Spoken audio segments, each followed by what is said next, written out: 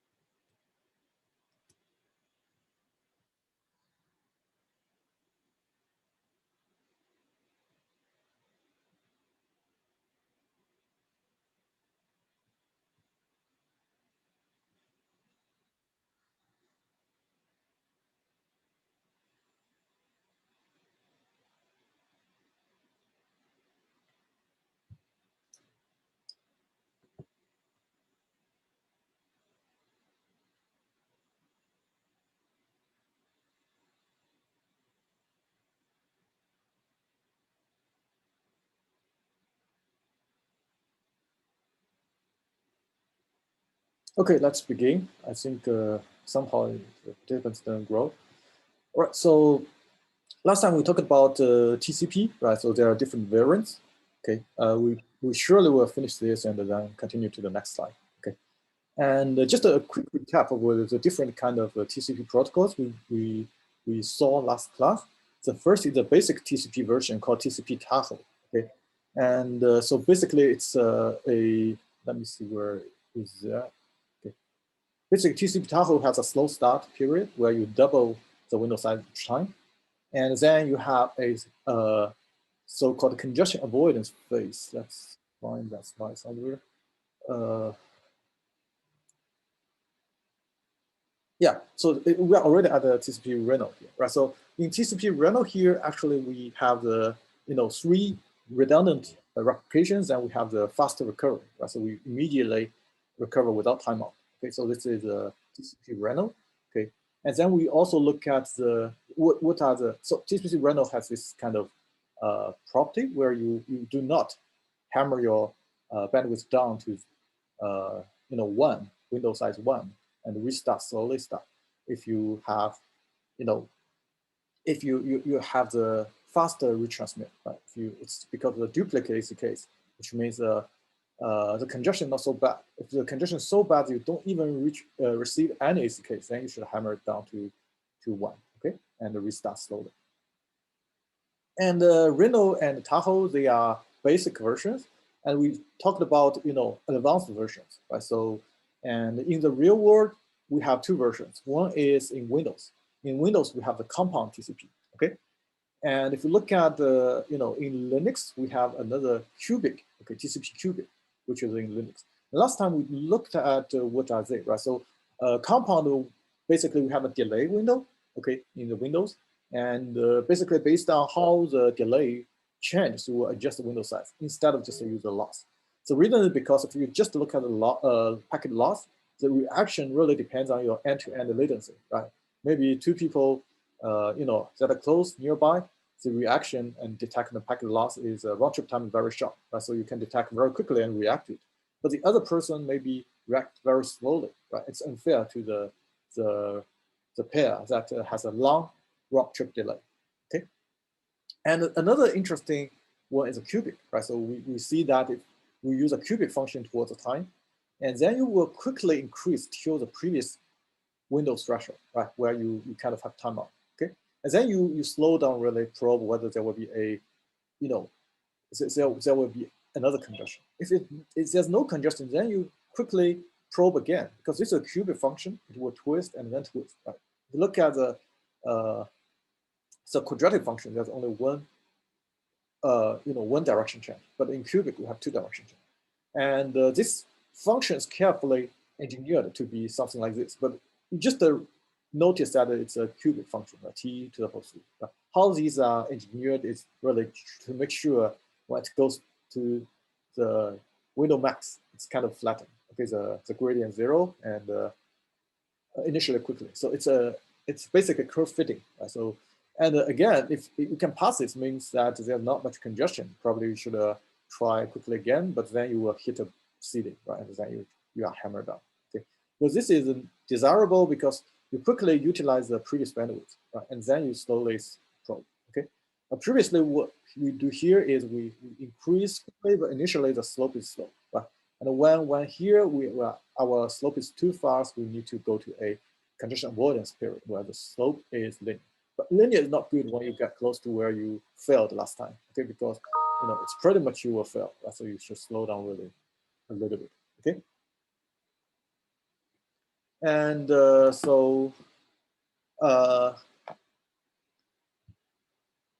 yeah, so here's a simulation of cubic, and here if you look at the diagram, we have cubic 1, 2, 2. These are two people both running TCP cubic, okay? And you can see that even though initially it's unfair, gradually they will go to kind of similar window size, which means they share the bandwidth properly, okay? And if you are using just the raw TCP, maybe TCP Tassel version, right? And then it's the blue and the purple curve, okay? And we go on and like this, what will happen is that, again, you get to the fairness point, but you can see the bandwidth utilization, the window is really low, right? So it's not so desirable, okay? So you can see cubic really is much, much more desirable, okay? Yeah, this is random, okay. Okay, I think there's now 60 students, so it's pretty much ready. Just let me announce this. Okay, so we will have another programming project, but I think some students presented interest to work on their own projects, right? So what we'll do is we understand that it's the very end of the semester, and this project is not easy. Okay, so if you have bandwidth, you can work on that. We will not deduct any points. Instead, we will make it a bonus project, right? And it's allowed teaming up. Okay, if you are able to finish that by the deadline, which is Tuesday of the exam week, then we will be able to have a demo and a market, okay, and we will give you additional marks on top. Okay, let's say if originally you are 90, then if you finish it perfectly, you will get 97.5. So the 100% is the 7.5 additional points. Okay, but if you don't have bandwidth to finish that, don't worry. Okay, if you already A's, then probably that doesn't help much. But if you have interest, you can work on that. But if you are not that high, maybe originally close to B, right? And then if you work on that, you can probably get to A, right? So we will treat it as a bonus project, okay? And yeah, make sure you have enough time for demoing in the last week, okay? And feel free to send me email if you have any questions. And if you want to work on your own project, you can just send me an email on the project description. I will discuss with the TAs, and if that's interesting, we will approve it. Okay, and we will also consider bonus point for that. Right. And yeah, so that's about the second project. And we will do this also for undergraduate. Previously, we mentioned that it's only, for the graduate students, right, and counted towards the 100% total grades. But I get feedback from some undergraduate students. They are interested in, like, say, doing WebSocket or some other like a project they feel more interested in. So feel free to work on those. Okay. And so the current project about proxy, which is I think more on the application level, so application layer. So you basically want to have a proxy, right? You forward your packets, okay? So and the reason is you want to bypass some firewall, those kind of situations. Okay, you can take a look at that. It requires some multi-thread programming, so it's not possessed by, the skill is not possessed by every student. Potentially, you need to Google a little bit how to do that in Python, or if you are using other languages. Okay, but again, it's optional. Okay, so you can see whether you have bandwidth to work on it, right? And so yeah, so let's come back to the slide. Okay, so TCP assumes that all all flows will employ TCP-like congestion control, right? So which means we should be like a TCP friendly, okay, right? But it can be violated by UDP, right? For example, UDP does not have this backoff stage, right? I see, hey, there's a packet loss. I should reduce my speed of sending, okay? UDP can keep sending it, right? So it seems like UDP can really make your network down, right? So it just keeps sending and occupy all the bandwidth, right? And in the next lecture, right, next set of slides, we will see that this really is avoided in the routers nowadays. But you need additional router support, okay? We'll see that in the next slide, not in this set of slides. And so again, different TCP versions, some may be more aggressive, so maybe seeking for more bandwidth than the other less aggressive TCP version. And so there should be some adjustment. Okay? And nowadays, the routers have some queue designs or schemes to avoid like you grabbing most of the bandwidth, okay, not following the courtesy specified by the TCP. Okay? We will see that shortly. And so if new congestion control algorithms are deployed, right, so it must be TCP friendly. Okay, if you are not friendly, other people are reducing their bandwidth by half or even hammer down the window size to 1, but you are not, right? So you are continuing to grab more bandwidth when other people are backing off. So then this TCP idea will not work out. And you so also need to be aware of unforeseen interactions, right? And so maybe different variants will be unfair. Right? So some maybe more aggressively adjust to the bandwidth, right? Like a TCP cubic. But others may not initially grow so quickly. They may just grow slowly, right? And you can see here, right? So both are running Reno or cubic, right? But what if one is running Reno, another is running cubic, right? Potentially cubic will be grabbing your bandwidth much quicker, okay? But now if you are both running like Linux and Windows, and it's fine because one is running Reno, another cubic, another running the Windows compound, right? Windows size latency control, right? And they are kind of competing equally with each other in some sense, right? So not too much unfairness. And there's also some TCP options. Remember, this is TCP header above IP header. IP header has a IP address, source and destination, right? In the TCP UDP, you have port.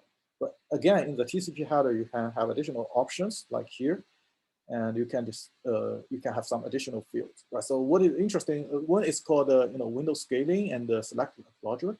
But selective acknowledgement is saying that hey, if I have a get packet 4, right? So segment 4, but I get 5, 6, 7. Right? I can acknowledge, hey, I didn't get 4, but I get 5, 6, 7.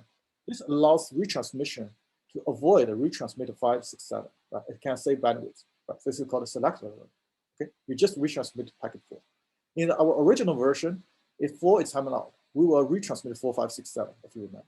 Okay? So you can enable this to reduce to optimize a little bit the retransmission. Okay.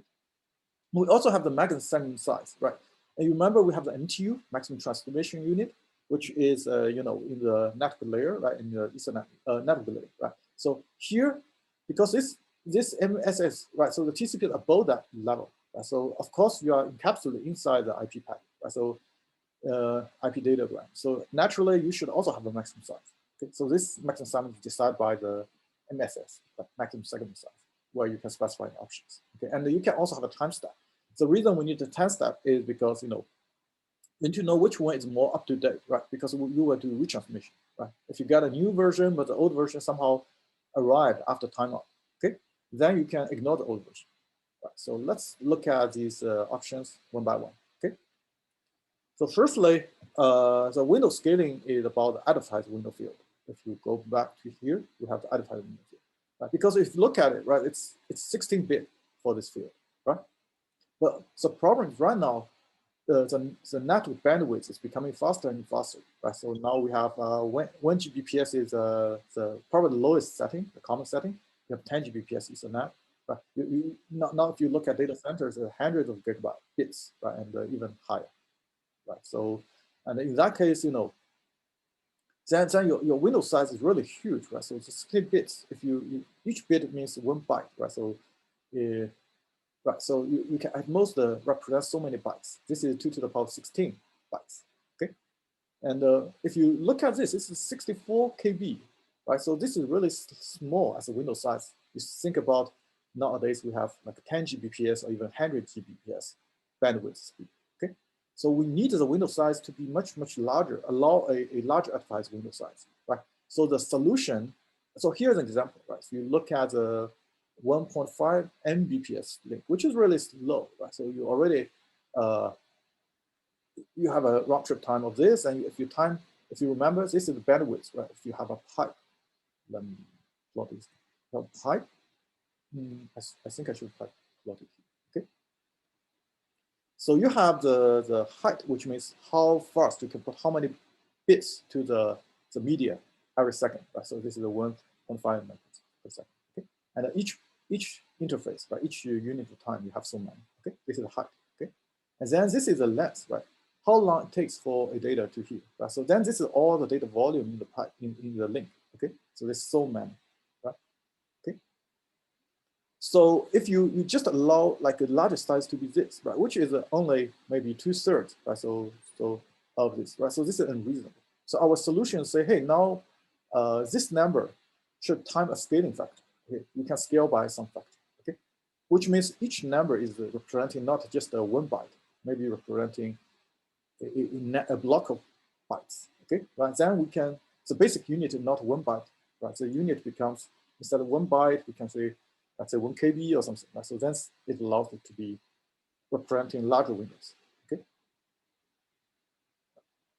So here we will do a shift, right? So we shift, by 14 bits, right? So whenever we shift by 1 bit, it means times 2, 2 to the power 14 bits. Okay. So right now, so the wing scale option is how many bits you shift. Okay. And if you shift so many bits, then this window is times 2 to the so many times, right? It will allow 1 GB maximum window.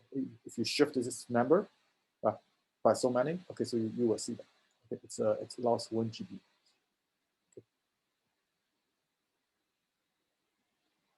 And the second option is called a selective ACK, right? So what selective ACK is, previously we say, hey, now our window size is 8. Unfortunately, 4 is not received here, okay?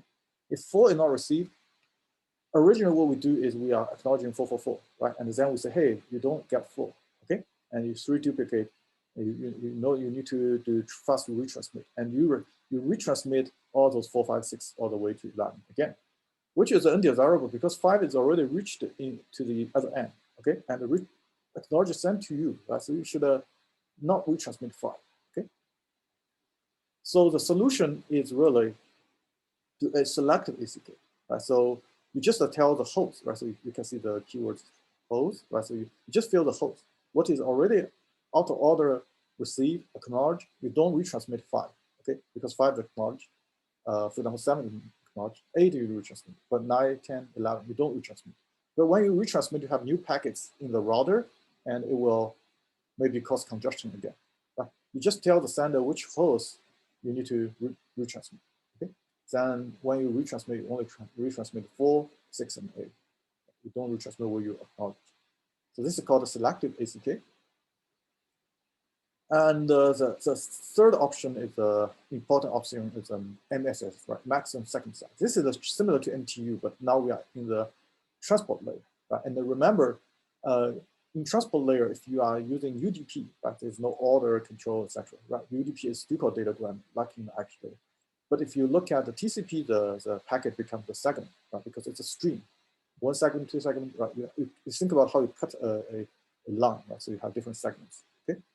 There's an order between the different packets. So essentially, it depends on the maximum transmission unit. If you remove the IP header, the rest of the volume is for your TCP content. Okay, so this is the MSA. It saves the passes carry overhead because you can tell, hey, that's the largest segment size I can support. You don't send beyond that. You can segment the packet if you have larger ones when you send. Okay? And another important option is timestamp. Okay, so if timestamp is just attach when you send this packet, right? This is used to prevent, let's say, this is called a sequence number wraparound because now we have so high bandwidth. And actually, if you look at the numbers like 4 to 7, these are actually sequence numbers. We simplify them into just the integers, right? And because now our bandwidth is so high, and each sequence number is just representing 1 byte, for example, then you can easily wrap around. You use all the sequence number bits, right? And then you wrap around starting from 0. Okay, if that happens, it may happen that there will be ambiguity, right? So which one is the earlier packet, which one is the later packets, right? Then if you have a timestamp, this will address this problem. There's a called a PAWS, right? Protection against the wrapping sequence algorithm, but we will not go into the detail. Basically, you will wrap around because you use all the sequence number of because each packet will increase the sequence number. Right? So if you use up all the sequence number of bytes, then you wrap around to 0. And there's an algorithm that can differentiate, hey, this is the early one, this is the later one packet. Okay.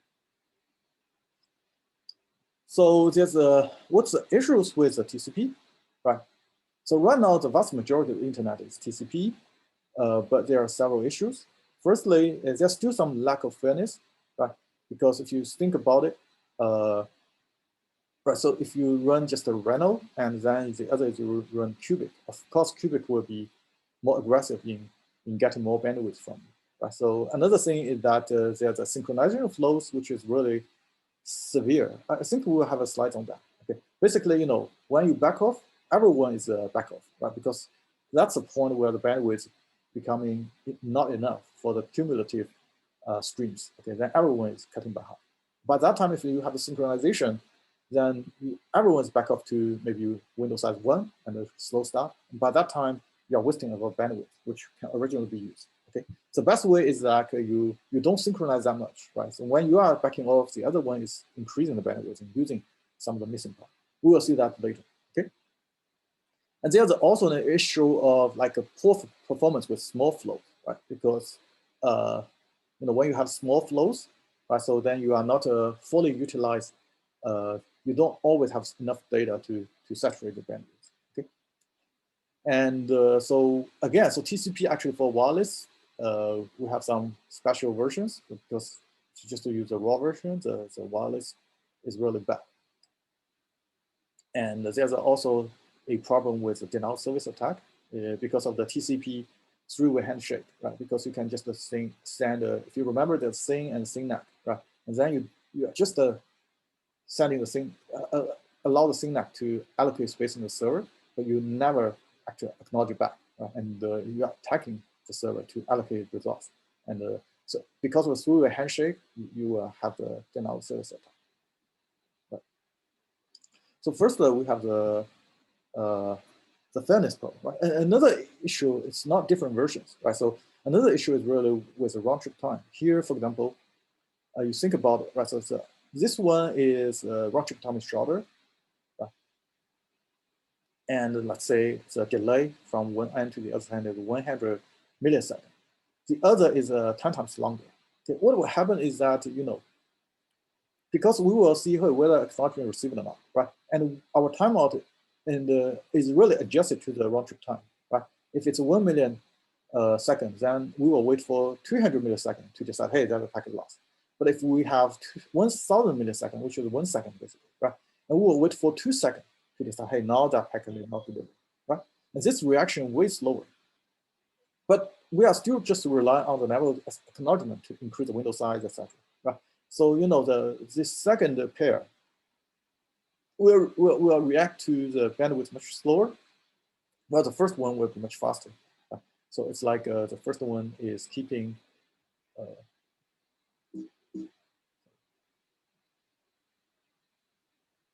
The first one is using things like this, right? But the second one is doing something like here. Right? Oh, I find it. Now I have to back up. Right? So you can see the area down the curve. The red one is using. Okay, so that even for the RTT round trip time, this is unfair. Okay, so the solution is by the compound, right? So the Microsoft TCP version, where we have the delay as another window size, and we adjust it based on how the delay changes. Okay, that addresses partially the problem. And there's another problem called synchronization flows, right? So here is a so-called oscillation. Oscillation is unavoidable in TCP because we will do linear probing, and then we find, hey, we hit the ceiling, right? So there's a packet loss. And then we hammer down by half and then slowly increase. So this is where we in TCP Reno, we have a fast retransmit to notify the ceiling. So this is what we have. But the interesting is not this. So the instance is that if we have ideal case like this, okay, this is called high overall utilization. Let's see why. Just you look at this point, okay? This point, if you look at the blue one, right? So this is using, let's say, 2, bandwidth 2, okay? But the gray one is using 1.5, that's 1.5, okay? So this, at this snapshot, it's using 3.5, okay? But on the other hand, if you look at this, this is the blue one, right? If you look at the gray one, it's also, gray one now is 2, and the green one, blue one is 1.5. It's still 3.5. Actually, you can show that in any point of time because it's linear, right? So here, this may be a little bit less than 2, okay? This is a little bit higher than 1.5. Their sum will always be 3.5. So this is the ideal bandwidth utilization, right? But what in reality is happening is because, why you are hammered down by bandwidth? Because both of you are utilizing bandwidth, and by this point of time, there's no bandwidth in the bottleneck link, right? And usually you're hammered down together, okay? So what happens as a result of this is that, you are underutilizing this area, right, of the bandwidth in both flows, okay? And this happens also no matter how many flows you are having together. So this is an ideal case, right? So you think about the example where we see earlier, where once you reach here, 3.5, right, you will be hammered down, okay?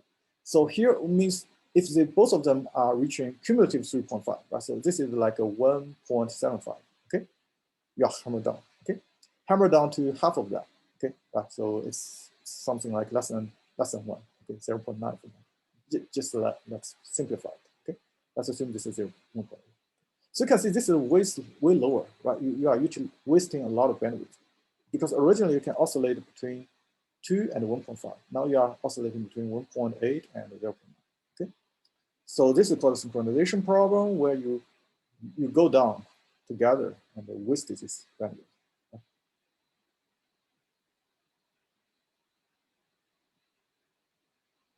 And so this is what we call the periodic loss of load retention. When you hammer down, then this part, when you slowly increase this part, the bandwidth is wasted, not fully utilized. Okay. And there's also a issue of small flows, right? So this is because TCP is biased against short flows, right? So you waste, for example, if you have a round trip time to establish your handshake, right? So this round trip time is wasting the connection. So, and if you have a lot of short flows, which is really the case in the internet these days, okay, then your actual HTTP transfer is really, very low speed, okay? And what you will find is because you don't have so much data flows, you don't have enough data to keep the bandwidth fully utilized, right? So what happens is that you just send a little bit of stuff, but you need to do the through-way handshake, which has like 3-way, which means you have at least 3 one-way trip, right? And that will cause, your data is never leaves a slow stop, right? So it's like, hey, I have here like a synchronized ACK, synchronized, right? And then you piggyback some data here, and this amount is maybe you have some runs, but this never even leaves a. Maybe you are just here. You don't even get to where you can utilize the bandwidth, right? But ideally, right, so right after you handshake, you can utilize the bandwidth up to here, right? You can send it out really in a much shorter time, but you are always like slowly increasing, and then you are done, right? So this is undesirable, okay? Right, so you have very low utilization for TCP if you send small stuff. And the proposed solution by Google, for example, that they use a so-called TCP fast open. So you initialize the window to be 10, okay, instead of 1. initially you just do a very large number. Okay? And they also, avoid the three-way handshake, right? So because you have 3 one-way trips, right, which is a lot of latency already, you can use some cryptographic hashes to identify the receiver. Right? You don't need to do the handshake initially. But if you are interested in details, you can search for these keywords. You will be able to find those details. And so, yeah, for wireless networks, right? So we cannot assume that half on the Renault scheme is that your packet loss is congestion, because in the wireless environment, if you remember, we looked at the wireless. There's like a lot of like a hidden terminal problem, and a lot of other problems. Whenever you have a packet loss, it doesn't mean that the bandwidth is fully utilized. Okay, because of the wireless, the air environment is not so friendly, right? So bit errors are common on the air, okay, unlike in Ethernet, right? So so the wireless interference is very common. Whenever you have a packet loss, you reduce the bandwidth. Then even though you haven't utilized the bandwidth fully, right, you suddenly hammer it down by half. It's gonna be a disaster in the bandwidth. Okay?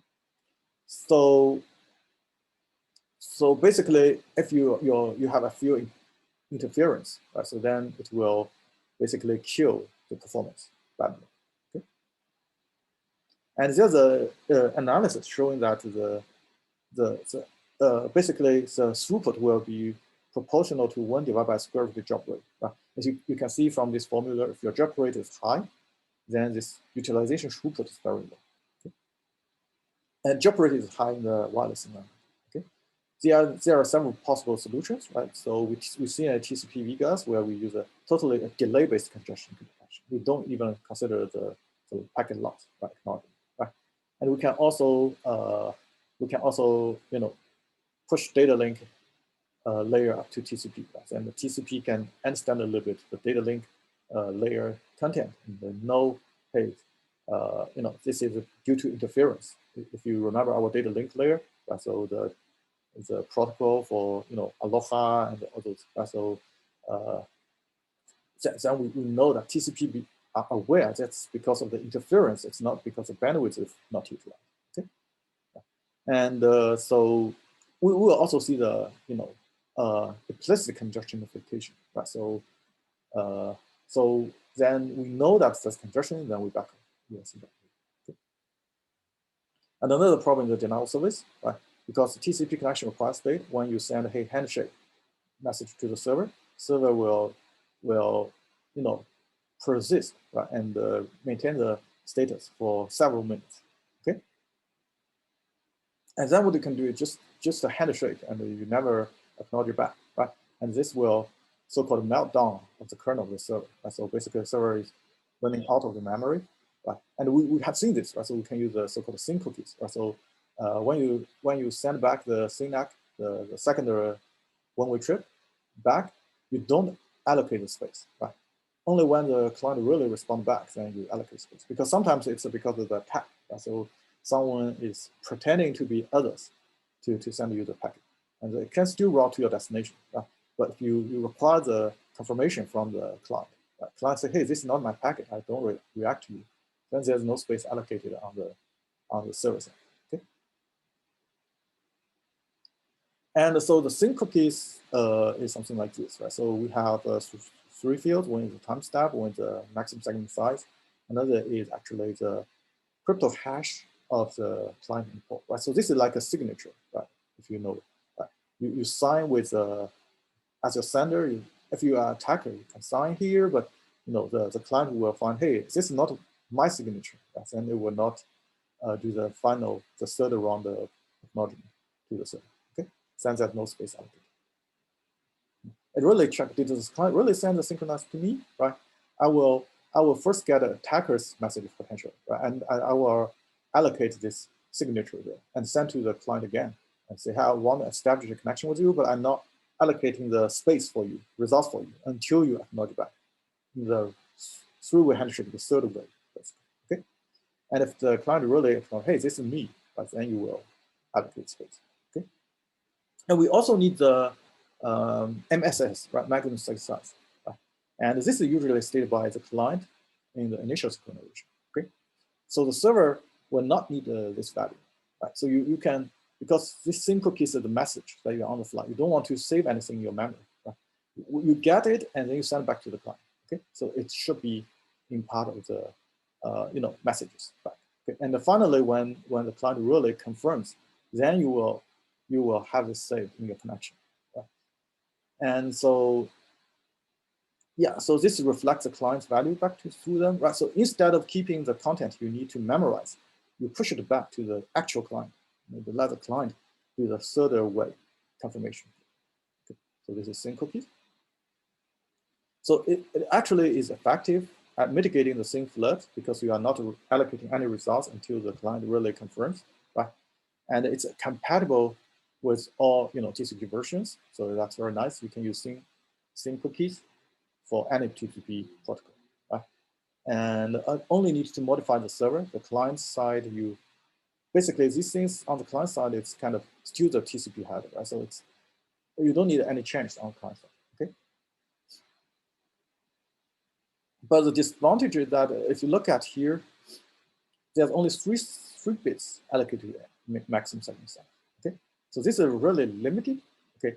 It can be much smaller than the client's segment size that can be actually supported. But unfortunately, we have to do this because the sync cookie is together in the header we only allow 32 bits. As then we cannot give many bits to the maximum segment size. Okay, so you can only support this amount of segment size, which is really limited. Okay, and the second is that the server forgets all other TCP options, right? Because the first handshake you can have many options, but I can only send back, encode all the information here in the 32 bits. I will forget a lot of other configurations. So there's some weakness here, but as a trade-off, right, so you can avoid allocating the results until the client really confirms it's here. Okay. Yeah, so that's pretty much for this slide, and we will move to the next slide. Just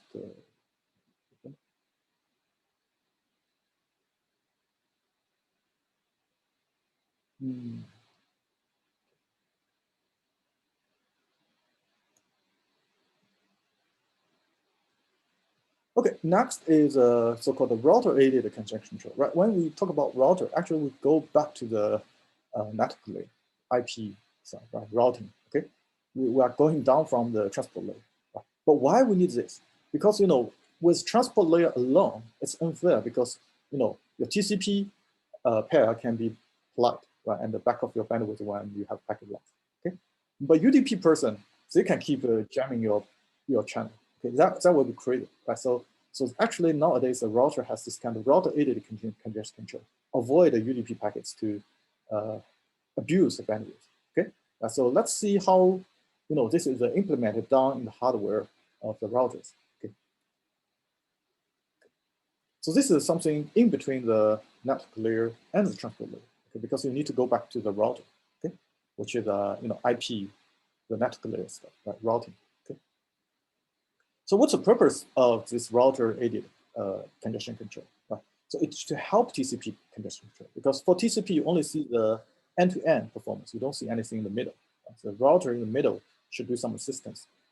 Okay, and it also reduces the queue length and the delay. Right? So because the router are not aware of what's happening up there. Right? So they know, hey, it's going to be congestion very soon. Instead of just let you increase the bandwidth linearly or aggressively, I can say, hey, back off now. Right? So you don't even reach that point that the router queue is full and the drop packets. You can initially already getting signals from the router, hey, you should slow down. Okay, and this protects from misbehaving flows, right? Because you can easily bypass if you are writing a protocol on the network layer, but you don't respect the TCP layer, right? You write your own transport layer protocol just to abuse the bandwidth, right? You are not backing off. The router will take that job, okay? And all you are just doing UDP. So the router will need to do something to help, okay? So the key challenge here is that you want to detect the congestion early, right? So say, hey, you are sending too fast. You should slow down, okay? Right? So how we can do that? Another is fairness, right? So What if other people are aggressively increasing the bandwidth, like the TCP qubit, right? And another people is doing too polite, hammer down and slowly increase to the previous bandwidth. Right? Then you need to protect the other weaker person, right? Using a earlier version of TCP. Right? How to guarantee fairness? Another is a tractable implementation, which means the implementation should be really simple. Right? You cannot run a very complex algorithm because the hardware, the router, need to forward the packets really fast. Right? So let's take a look at review the concepts here again. Okay, so we have so-called the danger of increasing load. Right, everyone is speeding up their bandwidth utilization. Right?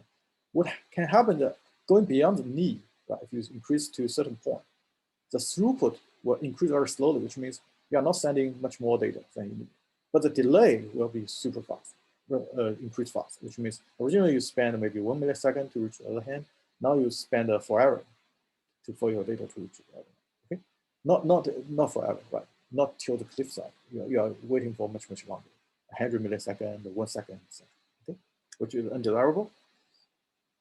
And then if you further increase to a cliff point, okay, all these are by queuing theory, but we will not review those theory. Okay, it's too mathematical.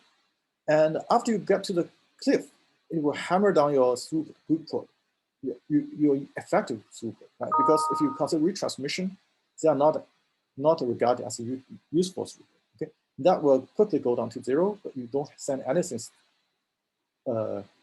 forward, okay, successfully. And the delay actually goes to infinity, and you never finish the transmission. There's actually a formula for that, saying that the delay is equal to 1 divided by 1 minus utilization. Basically, if your utilization bandwidth is close to 1, right, 100%, then what happens is this numerator is 0, right? 1 divided by numerator infinity, which means if you are close to almost all the bandwidth you can utilize, what will happen is your delay goes to infinity. Okay? And that's also what we review in the very early stage. Your backbone, your deployment of hardware, the bandwidth should be over budget. Okay? You want to guarantee that the utilization is most of the time only 20% full instead of 90% full, which will cause a long delay. Okay? This is based on the so-called MM1Q, which is in queuing theory, but we don't need to care about this at this moment. And yeah, so basically in old days, people do research in networking, use the queuing theory. This is like the mathematical foundation for computer networks, right? But I think now it's so mature, all the products are there, unless you want to really design new protocols, right? So otherwise, this thing is no longer so interesting. And queuing theory itself is a book, right? So if you want to have interest, you can take a look. And so congestion control has some problems we described earlier. One is synchronization. When the cumulative bandwidth reach the peak, all the flows will back up. Right? Then actually look at the down point. Right? So actually the cumulative bandwidth is very low, which you can increase a little bit to utilization. This time you are underutilizing your bandwidth. Okay? So synchronization is a big problem, where periodically after hammering down, then hammer down, then you are not utilizing the bandwidth effectively. Okay, and so while if you are close to the congestion, as we said, right, you are almost 100% utilizing your bandwidth. Right? What will happen is that your delay then becomes long. Right? If you say high, and there's some congestion, right? So then the other side will get your high very, like saying WhatsApp, very long time, like after 2 seconds, right? And then reply in another 2 seconds. Then there's a delay of 4 seconds, right? Or you are doing like Zoom, right? It's undesirable in that case, right? So end-to-end congestion control is not enough, because end-to-end congestion control just see the host, right? Receiving host and the sending host, okay?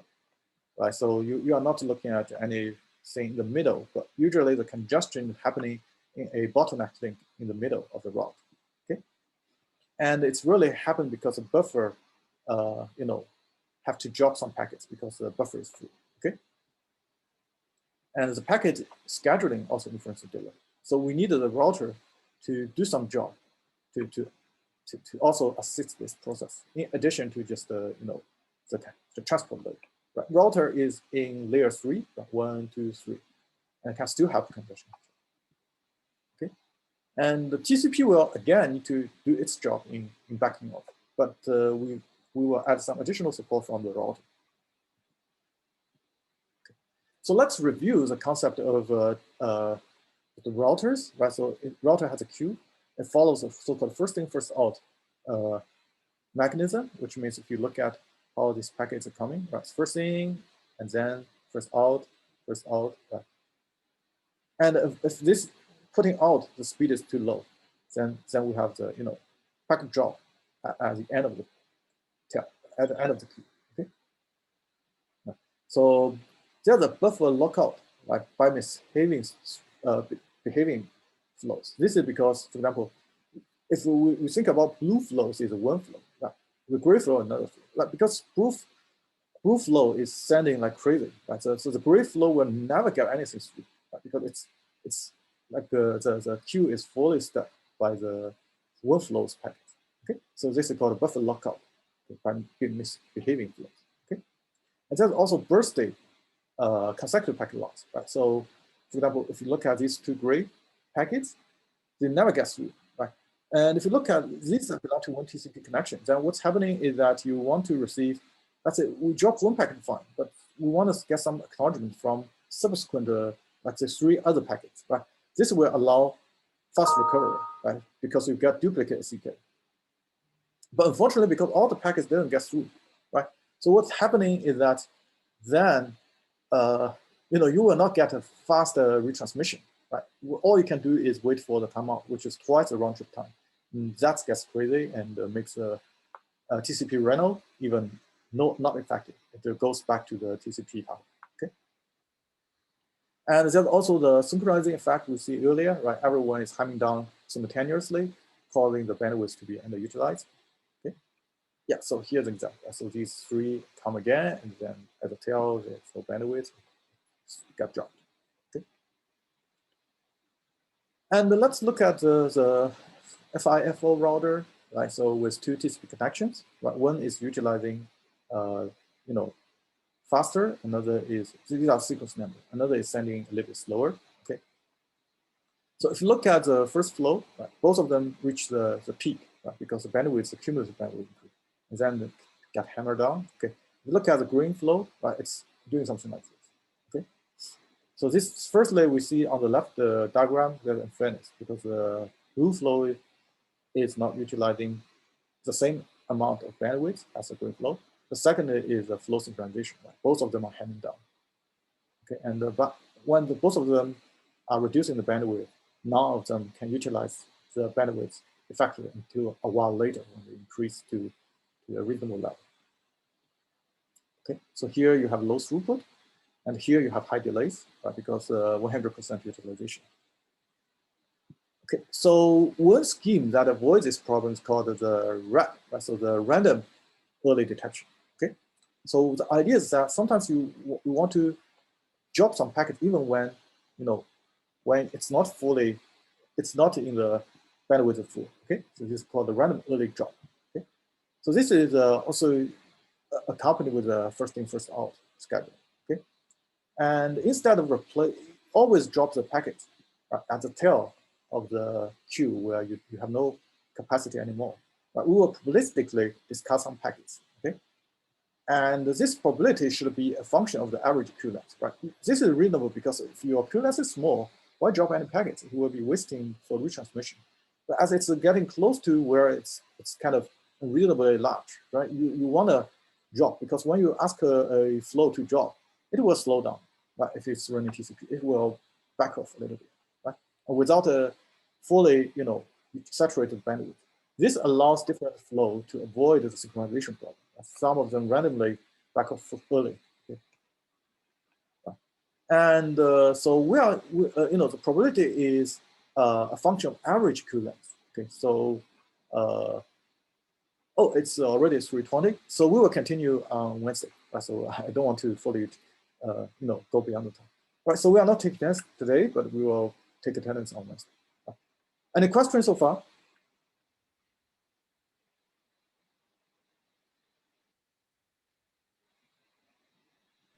I'm good. Thanks.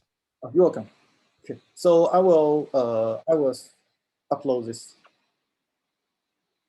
Oh yeah, so for about final exam time, right? So I get a lot of suggestions that the final exam time conflicts with the commencement, right? So yeah, so what we will do is we will make it to concentrate in 2 days, right? So but we will not require you to take that slot. You can freely take the final exam within these 2 days.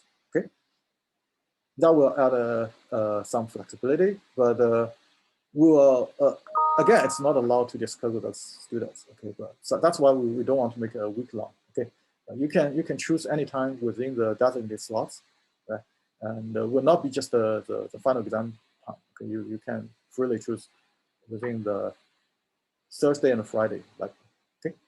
And because the final exam is really close to the end of, we need to get the grade finalized. What we will do is we will make it all multiple choice questions so we can auto grade really quickly. Right? And instead of, because we don't have much time, because our deadline time is on Friday, and then the next Monday we need to get everyone's grade finalized. Okay, so we will make a multiple choice, 40 to 50 questions.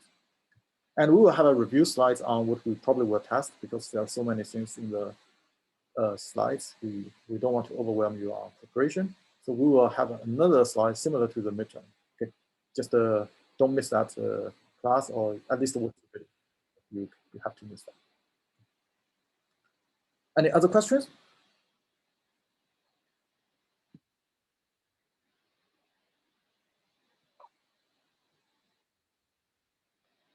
Okay, it doesn't seem there's any more questions. Then have a nice day, and feel free to send me an email if you have any questions. Bye. I see there's a question, right? So I didn't take attendance today, right? So it's a random because we don't want to take attendance every class. Otherwise, it will occupy too much time. We probably will take attendance next class or on Friday.